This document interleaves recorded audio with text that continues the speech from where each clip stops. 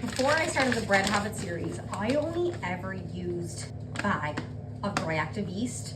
I actually got this from my mother when I was in Canada, and then she gave it back to me when I moved home. Delighted. So this just goes to show how little it matters how much yeast to put in things. Just a handful is grand. 2 pinches of salt. Give that a mix. I need to get sugar, but my very good best friend who still lives in Canada brought me home some maple syrup, so I'm just going to go in with a touch of maple, and then going in with hotter than tepid water. Giving that a stir. I don't really know what I want to do right now. I just know that I need bread.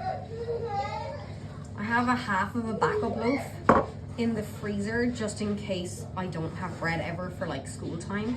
I'm like running behind on bread making for whatever reason. So if you've seen any of my bread videos, you'll know that I love a wetter dough, just because I feel like when the dough is wetter, there's less mistakes made, and you don't have to knead it when it's wet. You can just mix it, leave it sit on the counter for a bit. So that's, I'm actually too lazy to do anything else right now with that. So that is a very shaggy looking dough, super moist in parts, and then other parts are a little bit dry like here, but that's grand. I'm just gonna cover it with a towel and come back to it whenever I remember. It's been 40 minutes since I touched this. It's not rising a good bit actually. I'm just gonna keep this water on the side just to wet my hands so it's easier to do with these stretch and folds. Well, it's not very well mixed, I can feel the lumps of it. Okay, I'm gonna do this a few times then, just to make sure that it's a little bit better mixed.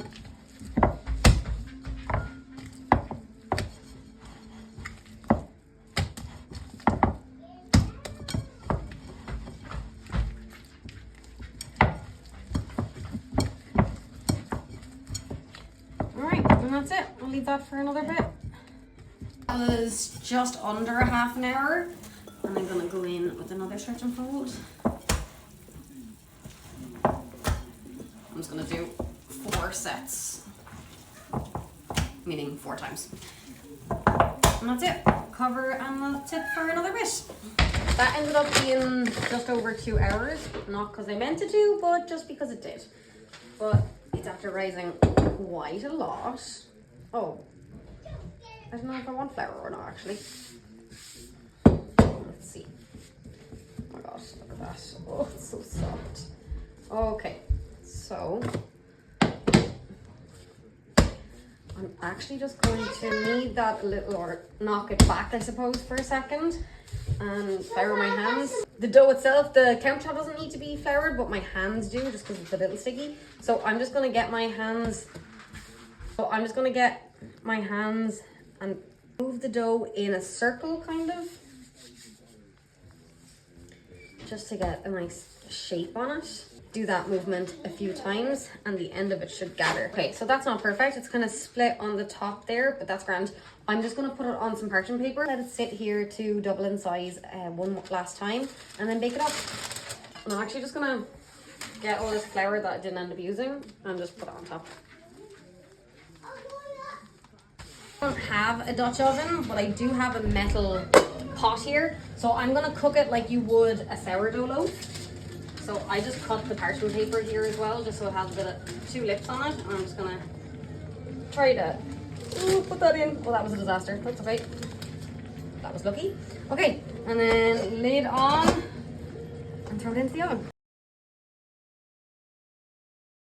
To say I'm buzzing is an absolute understatement. Look at that. One of my little wings broke, but that's okay.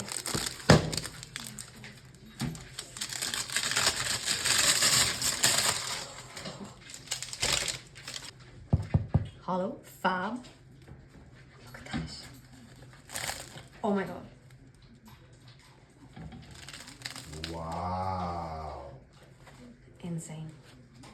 Insane. I was going to leave this until the morning, but the more I look at it, the more I want it, even though it is really late. Lovely.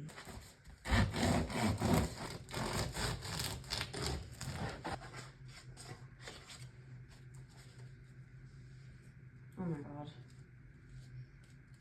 Oh, I'm so excited. Such a soft dough. Look at it bounce back. And it's also easier to cut when you cut it up like this. It's like easier to get a nice slice.